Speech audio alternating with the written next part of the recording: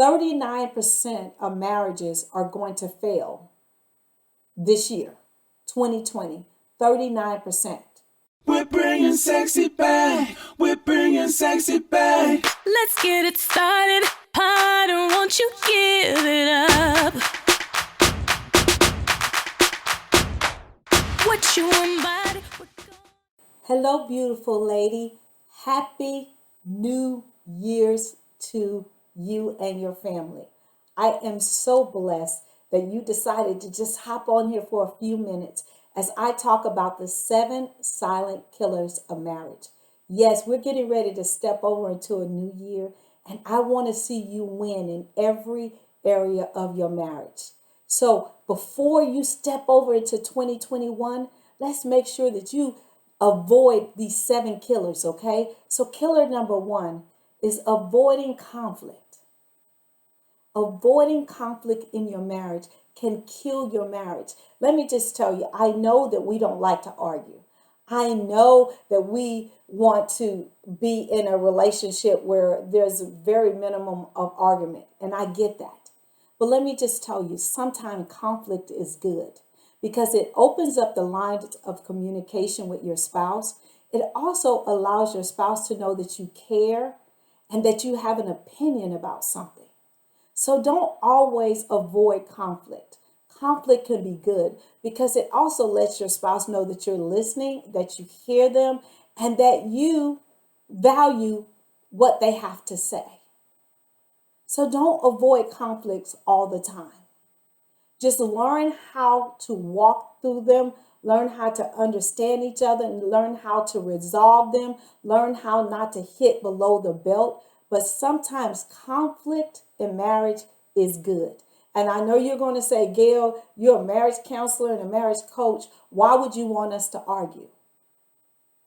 Because you're two adults and you're going to not always have a meeting of the minds, and you both have opinions. And sometimes that is good.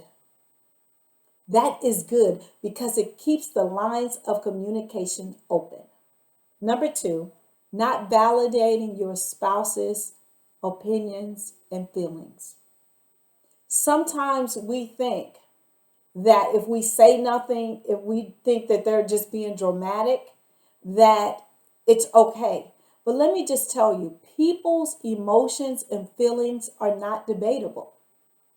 You can agree to disagree, but their emotions and their feelings are not debatable. So you need to validate, I understand what you're saying, I understand what you're feeling, and be empathetic towards that. Don't be so closed that you just think, oh, this person is such a drama that they just, want to keep things going, or they want to cry all the time or whatever. Those feelings are real to that person. Those feelings are real to your spouse. So validate them. Be empathetic towards them. Because when it's the shoes on the other foot, you want the same back to you. Number 3, unresolved trauma. When there's unresolved trauma in a marriage, that is a killer. Trauma from infidelity, trauma from a loss of a child, trauma from a loss of a parent or a loved one. That's trauma. And when you don't allow your spouse to literally grieve, or you don't allow yourself to grieve, or you don't heal and forgive, that can literally be a silent killer because you build up resentment towards that person if they don't validate if they have committed adultery, or if they don't validate you if you're a woman and you've lost a child. If they don't validate if they've lost a parent and they're just like, okay, get over it, they was old. No, trauma in a marriage that's unresolved can be a silent killer. Number 4, resentment. Resentment. Resentment from not validating, again, a person's feelings, their loss, their needs, their wants, or their desires. You can harbor resentment And it could be from years back. And if you have not dealt with that, if your spouse has not voiced that to you and you have no resolve for that, you can continue to harbor that and it's going to manifest and it can literally kill your marriage.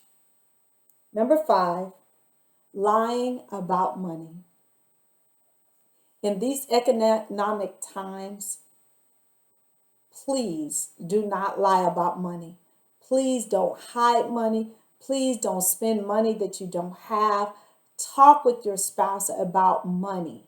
Because again, this can kill your marriage quicker than anything because you never want your spouse to be hiding things from you. Because life is so short. You're partners in this. Even if you have separate bank accounts, your spouse should have access to that money, should know where the money is, all of these different things. So don't lie about money. Don't lie about money. Number 6, shutting down. Completely just shutting down. 39% of marriages are going to fail this year, 2020, 39%.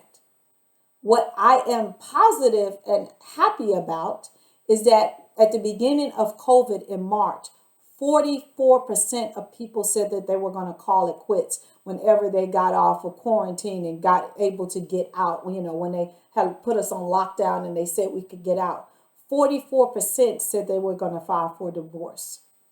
Only 39% of people actually acted on it in 2020. So a lot of people said, you know what? I love my spouse enough. I love our covenant enough to go get help. So they sought people like me, counseling and coaches.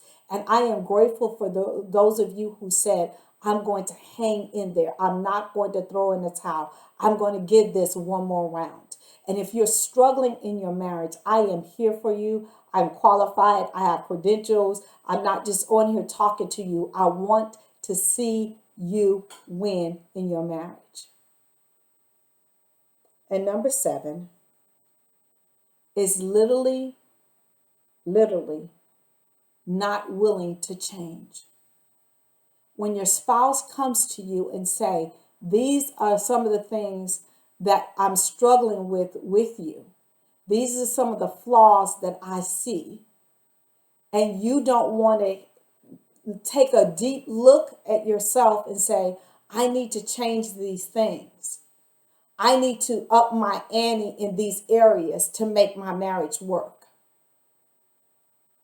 That is not being on the same path of wanting to win in your marriage. Change is hard. Looking at yourself and taking credit for some of your shortcomings is hard. But you can do this because every single day that we get up, we get the opportunity to change, to become better, to give it one more shot, one more round. And so if you're struggling, seek some help. Seek a life coach, seek a marriage coach, whatever you need to do to win at this thing called life, I say do it. You're worth it. Invest in yourself, invest in your marriage. And again, I thank you so much for spending just a little bit of time with me here on New Year's. I love you guys to pieces. I will see you next Thursday. Happy New Year to you again. Have a blessed, safe night. We're bringing sexy back. We're bringing sexy back. Let's get it started. Harder, won't you give it up? What you want by